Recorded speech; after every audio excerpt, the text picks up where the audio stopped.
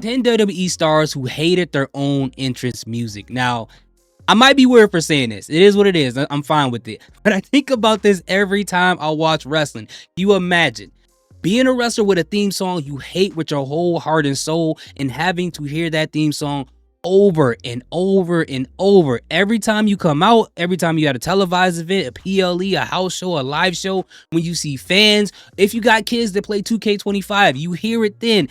I wonder if in their mind, they're like, if I hear a second of that song again, I am going to crash out, and they can't change it. You imagine having that theme song for a decade. You imagine being right to censor. Oh, I don't know how they did it, but this is crazy. We're going to figure out who these 10 stars are. If you are a wrestling fan and you just like to have fun, this is the channel for you. So hit that like and that subscribe button. Let's get into it. A WWE star's entrance music is a major part of their character and image, something fans can use to identify them, along with stuff like ring gear and signature moves. As the first thing fans hear when a wrestler comes through the curtain, an entrance theme is crucial to setting the tone and getting fans hyped up for that star's part in the show. So it must be a gutter for those that don't like the sound of their own music, of which there have been more than a few. I'm Adam Pachisi from Cultaholic Wrestling, and these are 10 WWE stars who hated their own entrance music. Join us. Number 10, Curt Angle meddled the ECW. Oh my god, bro, this remix was awful. This was literally, it sounded like they took the metal theme, so obviously it's a remix, but they gave it to somebody and they were like, hey, you got 5 seconds to add something on top of this. The guy started like trying to figure out the keys and figure out the notes, and somebody just walked in and said, time's up. We're going to take whatever you got and we just going to use it as a theme song. That's exactly what this sounds like. This was bad. This remix. When Curt Angle made his televised in-ring WWE debut at the 1999 Survivor Series, he was played down to the ring by an upbeat track called Medal. It had previously been the theme song for another red, white, and blue American hero, the Patriot, and suited the Olympian down to the ground, whether he was portraying a babyface or, more likely, a heel. Curt's music became an even bigger part of his act when, during their feud in 2002, Edge encouraged WWE fans to chant, "You suck," along to the beat, something they have been doing ever since. Even though the chant later became one of endearment, WWE didn't want Angle bombarded with it while he was meant to be the face of the ECW brand in 2006, so they remixed his theme in a bid to put a stop to it. In a 2018 Facebook Q&A, Curt admitted that he hated the remix while speculating WWE may have done it to make his theme more hardcore. I'm not too sure about that, but the remixed intro did give me anxious flashbacks to when my CD Walkman would skip. So thanks WWE, I guess. Number 9, Samoa Joe taking it back. One of the good things about going to NXT before hitting the main roster is that it gives a performer and WWE the chance to work out the kinks and fine-tune their presentation before they move to primetime. Oh my god, NXT Black and Gold era, what a time to be alive, man. I missed that time. It was so great. Despite being a well-traveled and highly respected veteran with an impressive resume to his name, Samoa Joe will have been thankful for his time on the Black and Gold brand, especially when he heard his theme music on his first night in. The Samoan Submission Machine was given the chance to listen to his NXT theme prior to debuting, having sent Paul Triple H Levesque some samples of songs that he felt fit his character. What Joe heard was not even close to what he wanted, and he let Levesque know about it. The game, to his credit, went out of his way to accommodate the former TNA World Champ, who then explained his vision to WWE's in-house music makers, CFOS. He had to put up with what sounded like stock video game music. Is that how you CFOS? I thought it was CFO $. I mean, I could be wrong. I don't know, but I never heard someone call him CFOS. For night one, but he was soon given a theme that better matched his imposing aura. Number 8, Maven Tattoo. Oh, you know what? I remember the Taking It Back theme song. I remember. Was it terrible? No, but it did sound like a generic late 90s hip-hop song that could have been a theme song for a show on UPN. That's what it sounded like to me. And by the way, WWE, y'all gotta stop naming these theme songs and stuff when it comes to these Samoans, okay? They're not thieves. You can't have Samoa Joe with Taking It Back and with Solo Sikoa with Taking It All, okay? They're not thieves. They don't steal stuff. And by the way, Taking It All is one of my favorite theme songs right now. Solo got a banger, okay?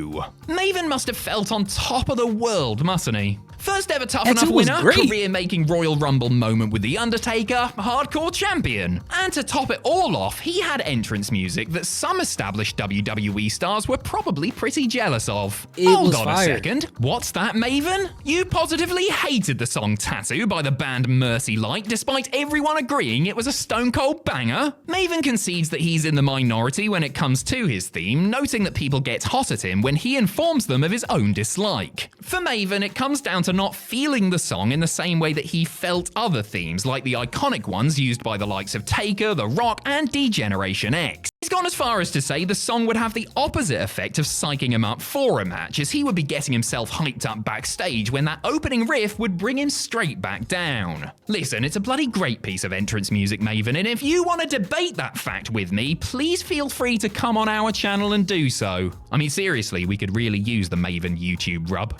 Number 7, Randy Orton, Burning My Lights. Poor Mercy Drive. He didn't like Burning My Light? I think I heard something about this, but that song is a classic, man. I liked it. Hey, nothing you can say. Bro, I don't get it, man. I don't get it. Maybe something wrong with me. That's what I'm starting to believe. Couldn't catch a break. Not only did Maven despise Tattoo, but his road buddy Randy Orton loathed the band's song Burning My Lights, which he used after winning his first world title, turning babyface and breaking away from Evolution. Never one to shy away from expressing his true feelings, the Legend Killer has many times let it be known that he hated the music that played him to the ring for around 4 years. He hated it from the first day he heard it, and even tried to get them to tweak it more to his satisfaction, but he still hated it. He eventually went to Vince McMahon and Kevin Dunn and told them he hated it, so they tasked him with sourcing something better. Orton requested This Fire Burns by Killswitch Engage, which he used for precisely one episode of SmackDown, March 3rd, 2006, before McMahon surmised that it didn't fit Randy's character and changed it right back. This Fire Burns would resurface as the theme song for the Judgment Day pay-per-view before it was given to CM Punk. Yo, I did not know that at all. Wow. Honestly, I think that theme song, This Fire Burns, I think it fits CM Punk way better than it does Randy Orton.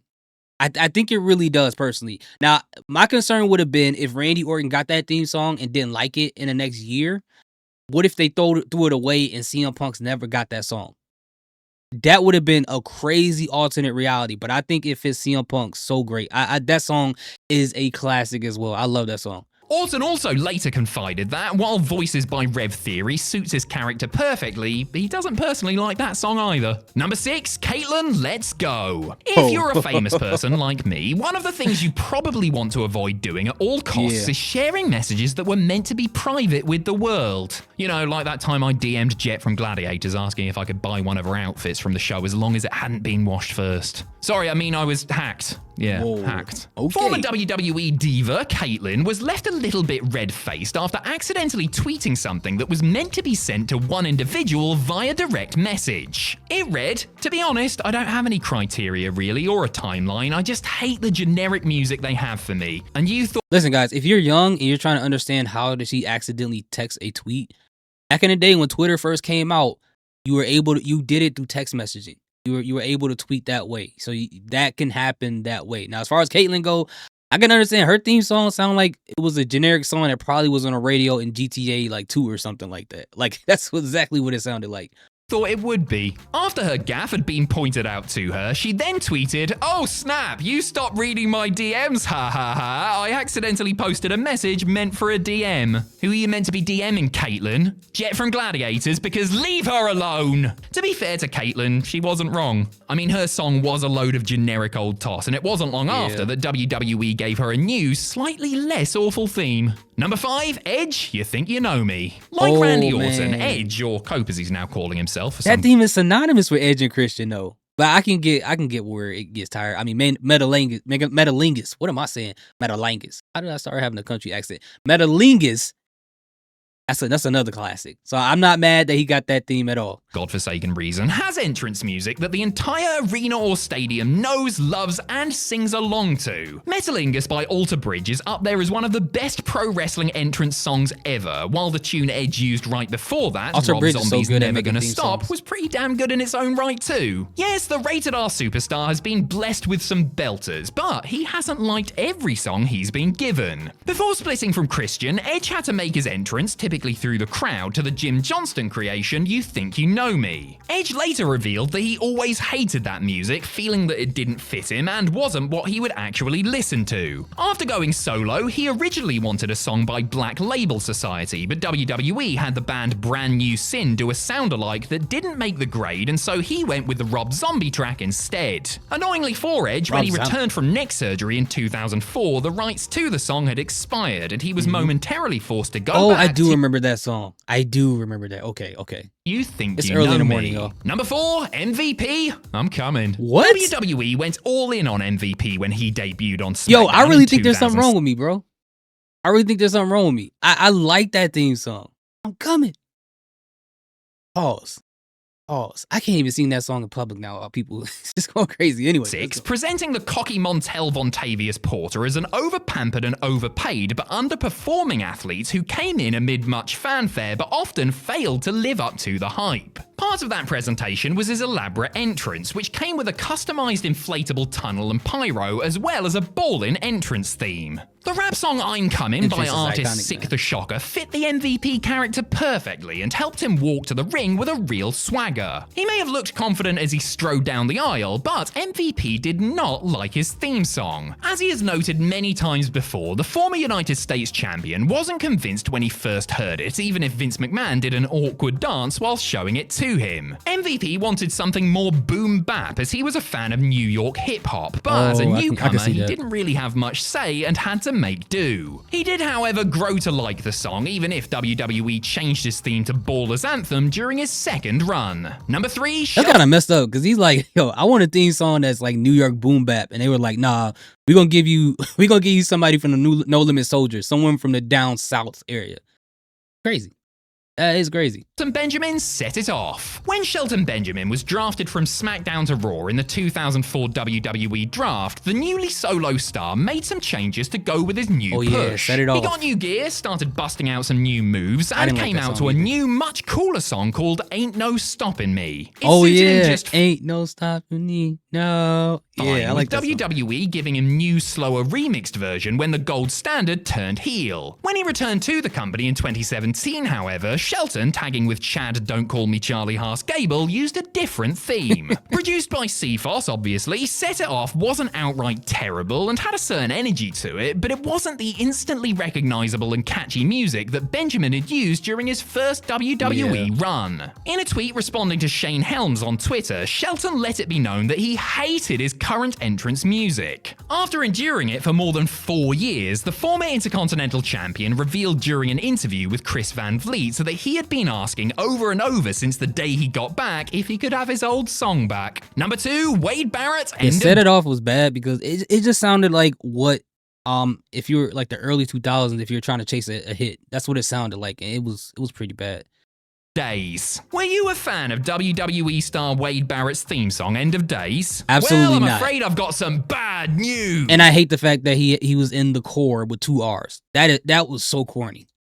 You've got rotten taste in music because the song by rock group Emphatic is emphatically awful. Don't believe me? Just ask Wade himself. After changing his theme to a new track called Just Don't Care Anymore in early 2012, Barrett, who was clearly reading the comments by fans who disliked his new theme, tweeted, "If people keep telling me how much they hate my new music, I'll change it. I really respect the opinion of other people. I'd rather stick a fork in my eye than listen to End of Days again." Though he may have been being a tad facetious about respecting people's opinions, he was a heel after all. I reckon Wade, who's great at guitar and counts groups like the Smiths, Stone Roses and Manic Street Preachers among his favourites, 100% didn't care for End of Days. I mean, to be honest, would you be fond of anything that reminded you that you were once the leader of the core? Number Right. 1, Big Show, Big. What? By rights, Big Show could come out to a Godzilla or King Kong theme ripoff and it would work, because he's bloody massive, isn't he? But when Paul White got to WWE, he sat down with the promotion's music genius, Jim Johnson, who asked him what sort of music he fancied. Astutely pointing out that he doesn't walk very fast, White suggested something bluesy like Muddy Waters, you know, something that the 7-footer could strut to. And then he said to Johnson, I don't know, maybe something like, well, it's the Big Show.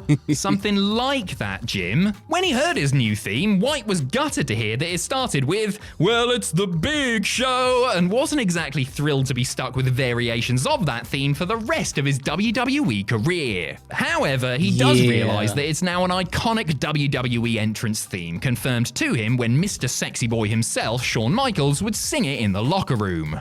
I like that theme, bro. I like Big. I like bros. That theme song. I've seen that all the time, especially when the Big Show first came into WWE or WWF at the time. But yeah, this is all interesting information. I didn't know that. And just like Big Show, he had a theme, a remix to a theme that he hated for his entire career in WWE. That is crazy. I couldn't deal with that. But anyway, which one was the worst theme song in your personal opinion? Let me know in the comment section. If there's a video you would love for me to react to, I would love to react to it. Let me know how you feel in the comments. Thank you guys so much for watching. Salute. Peace. Have a great day.